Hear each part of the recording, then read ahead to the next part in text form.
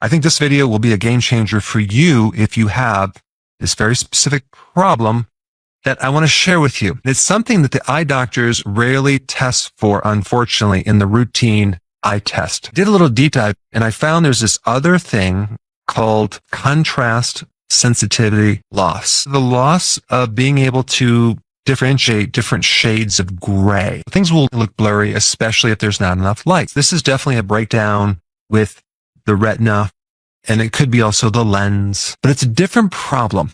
You see, when you go to an eye doctor, they'll put a chart up with the letters, and you have black letters on a white background. That is actually high contrast. They're evaluating different problems with the eye that are not necessarily related to this contrast sensitivity loss. That's a completely different test, and it's not a routine thing that they test for. If someone has this loss of contrast sensitivity, adding more light can greatly help the person see. That doesn't actually fix the problem. It helps you compensate for the problem. There's certain patents, there's certain research done that if a person starts to increase certain antioxidants in the eye, that can improve this condition.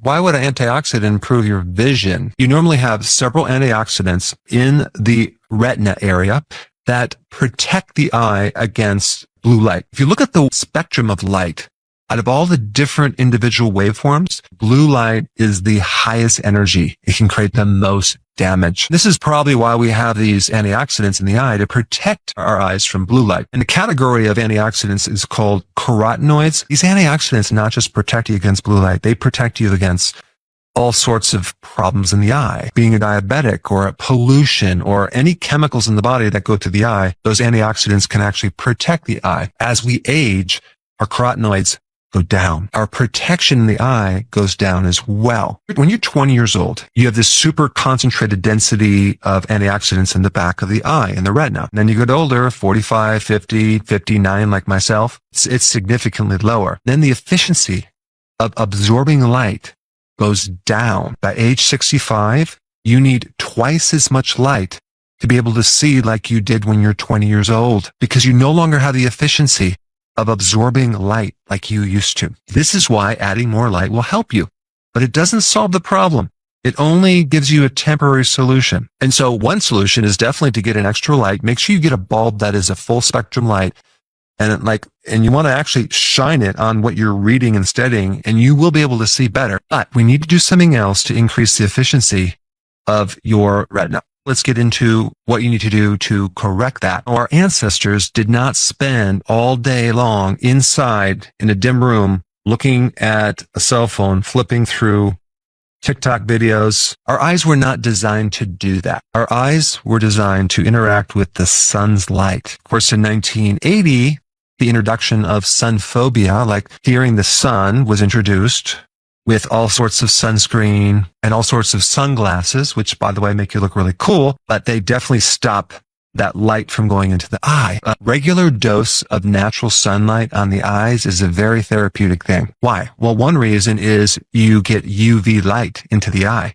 Infrared. And infrared is very healing to the eyes. Infrared also builds up melatonin in the eyes, which is one of the most powerful antioxidants in your cells. This entire sun phobia, I think, was a huge mistake. UV radiation to the eyes is not nearly a problem if you have the protection. The carotenoids. You want to get more light into your desk or wherever you're studying. You need to start eating foods high in lutein and zeaxanthin. These are two carotenoids that you can find in egg yolks. But the problem with egg yolks is if you consume egg yolks from a commercial egg, not a pasture-raised egg, you're going to get 3 times less carotenoids with commercial eggs. There are also a lot of supplements out there that you can get that have lutein and zeaxanthin.